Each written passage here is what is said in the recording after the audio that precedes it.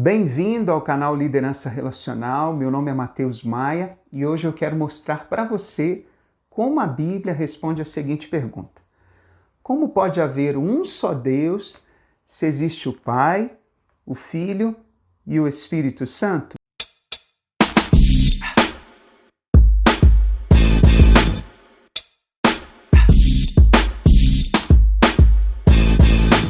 Olá pessoal, obrigado por nos acompanhar nessa jornada de descoberta sobre a fé cristã baseada na Palavra de Deus. Gostaria de pedir para você que é novo aqui no canal para se inscrever, marcar também o sininho e não deixar de curtir e escrever aí uma sugestão ou um elogio. Muito obrigado.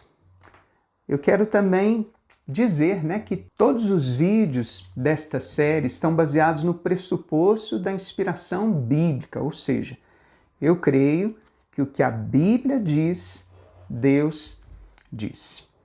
A pergunta de hoje é: como pode haver um só Deus se existe o Pai, o Filho e o Espírito Santo? Como é isso, de haver uma trindade? Deus se formam em três, ou são três. Não, vamos primeiro ler um texto que é bem conhecido, que está lá em Mateus 28. Mateus 28, de 19 a 20, conhecido como a Grande Comissão, Depois que Jesus, ele anda, ele ensina, ele capacita os seus discípulos, e antes de subir aos céus ele diz assim: portanto, vão e façam discípulos de todas as nações, batizando-os em nome do Pai, do Filho e do Espírito Santo, ensinando-os a guardar todas as coisas que tenho ordenado a vocês. E eis que estou com vocês todos os dias até o fim dos tempos. Eu não sei se você reparou aqui nesse texto, mas ele diz em nome, no singular, do Pai, do Filho e do Espírito Santo. E não nos nomes. Isso porque na doutrina cristã nós cremos que Deus é um só, mas ele subsiste em três pessoas. Ou seja, ele é um e é três. Mas você me pergunta, isso não é contraditório, Mateus? Não, e deixa eu explicar para você por que não é contraditório. Se eu falasse ele é um Deus e depois eu falasse ele é três Deus, eu seria contraditório. Mas o que estamos dizendo aqui é que ele é só um Deus e subsiste em três pessoas. Quero te dar um exemplo para clarear mais ainda. Se eu disser para uma pessoa que tem um carro na garagem e depois eu virar para outra pessoa e disser que eu tenho três carros, aí eu vou estar sendo contraditório. Mas o que eu estou dizendo de Deus é que ele é apenas um Deus, mas se apresenta em três pessoas. Nós conhecemos bem as pessoas, o Deus Pai, o Deus Filho, o Deus Espírito, porque assim a palavra nos revela a característica de cada uma dessas pessoas. Mas há coisas que nós não conhecemos bem de Deus, que não nos foram reveladas, como, por exemplo, como que três se formam em um? Qual que é a natureza de Deus? E isso não significa que, por ser difícil, seja contraditório. Pode ser paradoxal. O que é algo que é paradoxal? Que é algo aparentemente contraditório, que muitas vezes a gente não tem explicações. Eu quero dar um exemplo bem simples que pode te ajudar, a entender o que é a Trindade. Pense comigo no ovo. Isso mesmo, o ovo que você compra lá no mercado, no sacolão. Quantas partes tem o ovo? 3, não é mesmo? Mas ele continua sendo um. Quando você vai comprar o ovo, você não compra a casca separada da gema, da clara. Você compra o ovo, uma dúzia de ovos. E é interessante que cada parte do ovo tem uma função diferente. Até mesmo a casca, que é rica em cálcio, dela você pode fazer uma farinha, misturar no feijão, na farofa e ajudar pessoas a prevenir doenças como a osteoporose.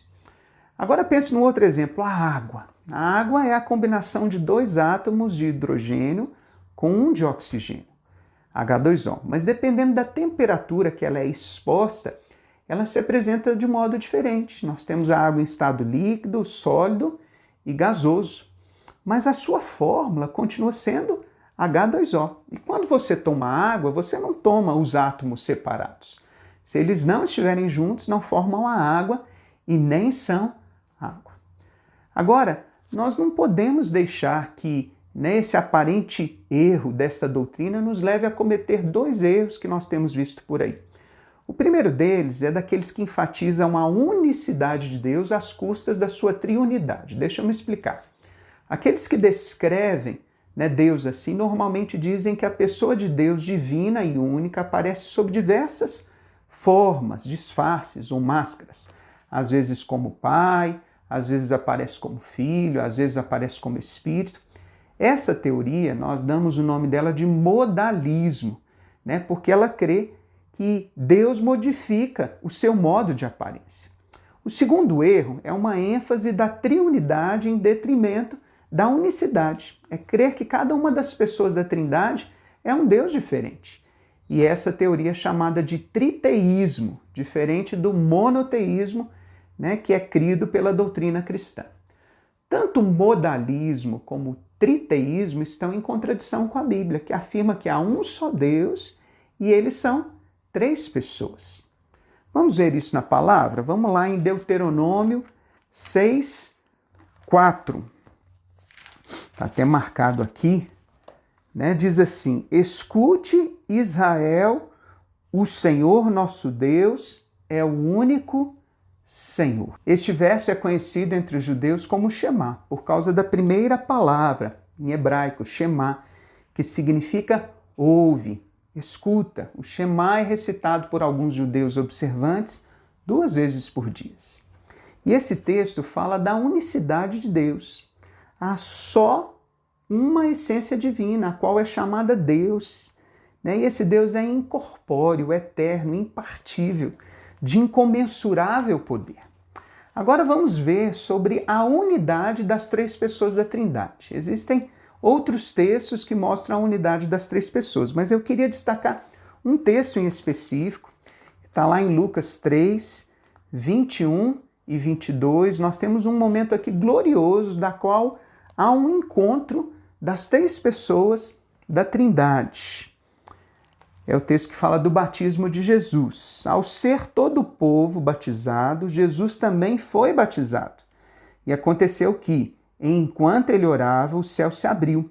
O Espírito Santo desceu sobre ele em forma corpórea como pomba. E do céu veio uma voz que dizia: você é o meu filho amado, em você me agrado. Esses textos também, ou esse texto também, é encontrado lá em Mateus e Marcos. Vou colocar a referência para vocês aí. O Deus Pai, o Deus Filho e o Deus Espírito são as três pessoas da Trindade, da mesma essência e poder. E são coeternos. Isso mesmo, Eles coexistem eternamente. E para encerrar, eu gostaria de dar mais uma ilustração, a da energia. Só para esclarecer aqui de antemão, não estou falando que Deus é energia. Ele criou a energia, ele criou luz, a água, o sol, que nos fornecem energia. Mas vamos pensar aqui na energia que é produzida ali pela água, que gira as turbinas na usina hidrelétrica, e é uma energia gigantesca. Algumas usinas, elas produzem energia que é capaz de manter todo um país aceso e funcionando. Mas se você pega toda essa energia produzida na usina e coloca direto num Fusca ou num carro qualquer, o que vai acontecer? Esse automóvel vai explodir. Então essa energia, ela vem da usina em cabos de alta tensão e chega em estações nas cidades onde estão os transformadores. Estes aparelhos recebem essa carga e modificam a sua tensão para que a mesma energia percorra cabos de menor tensão e cheguem nas nossas casas e façam funcionar os nossos aparelhos e acendam as nossas lâmpadas. Mas a energia que é produzida na hidrelétrica é a mesma que liga a sua TV. Contudo, elas estão em tensões diferentes. Deus é único, como a energia também é única. Mas ele também se apresenta de várias formas. O Deus Pai é como a energia da hidrelétrica, poderoso, Deus Criador, Senhor dos exércitos, Deus que governa. O Deus Filho é como transformador. Ele recebeu a incumbência de morrer por nós pecadores e assim enfrentou a ira de Deus por causa do seu pecado, para que nós tivéssemos vida, ou seja, para que tivéssemos acesso a Deus por meio do corpo dele. Nós temos esse acesso. E o Espírito Santo? O Deus Espírito é como a energia que chega até a lâmpada, aquela com filamento, né? Aquela feita de tungstênio, e que faz acender o brilho de Deus dentro de nós. A Trindade, mesmo sendo 3 pessoas, continua sendo um Deus. Sua unidade é perfeita. Os 3 são um e permanecem em unidade de poder, sempre sendo o mesmo. E nada, absolutamente nada, pode alterar a essência de Deus. Termina aqui mais um vídeo da série A Bíblia Responde. E lembre-se, leia e obedeça a palavra de Deus para ter uma vida bem-sucedida.